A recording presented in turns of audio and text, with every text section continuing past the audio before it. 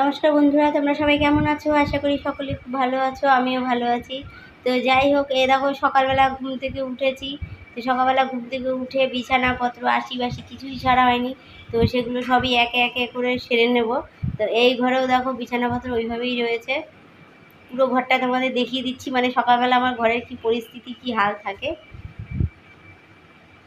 তারপরে আর সব মানে এক এক করে সব সেরে নিই। তো এদিকে দেখো রান্নাঘরে, যাই হোক সব গুছিয়ে চলে এলাম রান্নাঘরে। তো রান্নাঘরে এসে রান্না কি করব, দেখো মাছের ডিম রয়েছে আর এখানে পটল রয়েছে। তো মাছের ডিম দিয়ে আর পটল দিয়ে ঝোল করব, আর এইদিকে একটু পটল ভেজে নেব। তো দেখো বন্ধুরা, সবসময় যে একদম রিচ খাবার, তেল মশলা বেশি খুব একটা খাওয়া উচিত না, আমাদের হেলথের পক্ষে প্রচণ্ড মানে খারাপ, প্রচণ্ড খারাপ। তো সবসময় যে আমাদের একদম তেজিয়ে মজিয়ে তেলে ঝোলে খেতে হবে তার কোনো মানে নেই। অল্প তেল দিয়েও অল্প মশলা দিয়েও কিন্তু রান্না করা যায়।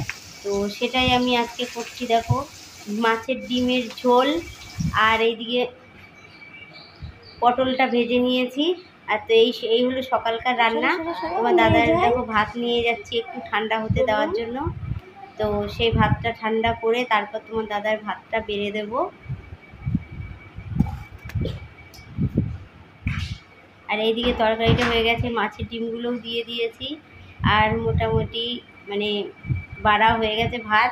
আর আমিও খেয়ে নিচ্ছি, কারণ আমি একবার ডাক্তার ভাত খেতে বলেছে, একবার না খেলে তো পারবো না থাকতে। তো যাই হোক, একটু পটল দিয়ে আলু নিয়ে নিই, 2 পিস মাছের মানে বড়া নিয়ে আমি ভাতটা কিন্তু খেয়ে নেবো। তো বন্ধুরা, ভিডিওটা ভালো লাগলে অবশ্যই লাইক করে চ্যানেলটা সাবস্ক্রাইব করে দিও। এদিকে আমার মেয়েও একটু নেচে নিচ্ছে, দেখো একা একাই গান করছে, একা একাই।